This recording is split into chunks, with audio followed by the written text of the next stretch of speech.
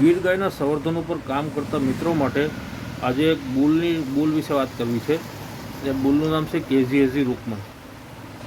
કેજીએઝી રૂકમન એક એવો બુલ છે કે જેમાં તમને ભાડવા, ભાવનગર અને જસદણ ત્રણેય બ્લડ છે ને એ મિક્સ જોવા મળે છે. એ બહુ શાનદાર વસ્તુ છે. હવે ભાડવા, ભાવનગર અને જસદણ ત્રણેય બ્લડ કેવી રીતે એના વિશે વાત કરું કે જે રૂકમન છે ને એનો ફાધર છે તિલક ભાડવા. ભાડવા દરબારનો બેસ્ટ બુલ હતો તિલક, એ એનો બાપ છે. એટલે તિલક પોતાના જમાનામાં ખૂબ જ શ્રેષ્ઠ વસ્તુ હતી.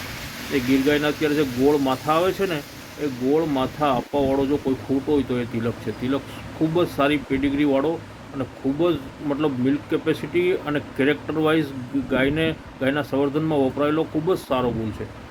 હવે વાત કરીએ તિલકના ફાધરની, તો તિલકનો ફાધર છે એ ભાવનગરનો લીલડીનો બુલ છે. લીલડીનો એટલે ભાવનગરમાં વપરાયેલા બુલમાં બધાથી શ્રેષ્ઠમાં શ્રેષ્ઠ એટલે સારા ભાવનગરના જે સારા બુલ છે એમાંનો એક બુલ છે એટલે લીલડીનો. લીલડીનોની આગળ વાત કરીએ તો તોખાર વોર્ડ, જેમ કે એનું ફાધર છે તોખાર લાઇનમાંથી આખી વંશાવલી આવી. એટલે મતલબ ભાવનગરની બેસ્ટ લાઇન છે, ભાડવાની બેસ્ટ લાઇન છે અને ફાધર સાઈડથી ભાવનગર ભાડવા મિક્સમાં છે.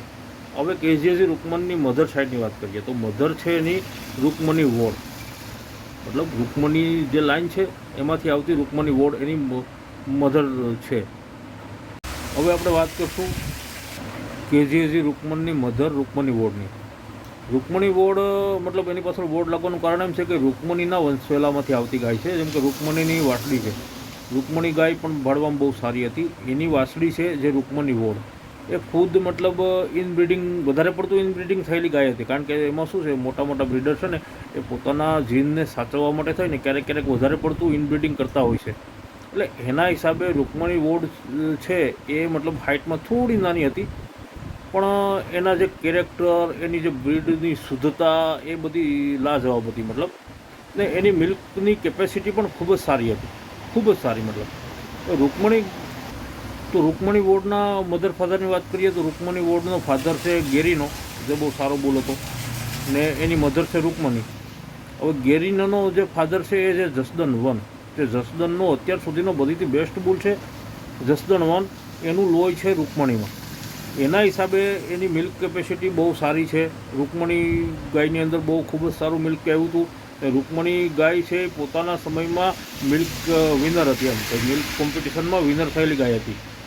હવે એના હિસાબે જે રૂકમનની અંદર મિલ્ક બ્યુટીનું એક જબરદસ્ત કોમ્બિનેશન થાય છે, જેના હિસાબે રૂકમન બુલ છે એ પ્રુવન બુલ હોવાની સાથે મિલ્ક કેપેસિટી, બ્યુટી બધી રીતે બહુ સારો બુલ ગણવામાં આવે છે એને. તો ક્યાંયથી મિત્રો રૂકમનના સિમેન્ટ મળતા હોય તો વાપરો, બહુ સારી વસ્તુ છે. બ્યુટી મિલ્કનું કોમ્બિનેશન બહુ સારું છે. અત્યારે આ લેવલના સિમેન્ટ લેવા જાઓ કોઈ સારા બ્રીડર પાસેથી, મતલબ આ લેવલની વસ્તુ લેવા જાઓ તો એ પોતાના ભાવ પ્રમાણે તો હજારો, મતલબ 10,000, 15,000, 20,000 એ ટાઈપનો ભાવ કરીને બેસે. જો અત્યારે આ લેવલનું કોમ્બિનેશન એ લોકો મતલબ પોતાના વાડામાંથી સેલ કરે ને તો એટલો ભાવ લે. પણ તો પણ જો અત્યારે ક્યાંય કેજીએઝી રૂકમનના સિમેન્ટ મળતા હોય તો વાપરો. રૂકમનના સિમેન્ટમાં જૂના સિમેન્ટ મળે તો બધાથી બેસ્ટ, કારણ કે નવા સિમેન્ટમાં ઘણું બધું ફ્રોડ થાય છે. પછી તમને એ ટાઈપની ક્વોલિટી ના મળતી હોય મતલબ સિમેન્ટની અંદર, તો જેટલું બને એટલું જૂના સિમેન્ટ વાપરવાનો આગ્રહ રાખવાનો. મારી પાસે પણ સિમેન્ટ અવેલેબલ છે. કોઈ પણ મિત્રોને સારી સંવર્ધન કરેલી ગાયો તૈયાર કરવી હોય તો આપણી પાસે સિમેન્ટ બધા સારા સિમેન્ટ અવેલેબલ છે.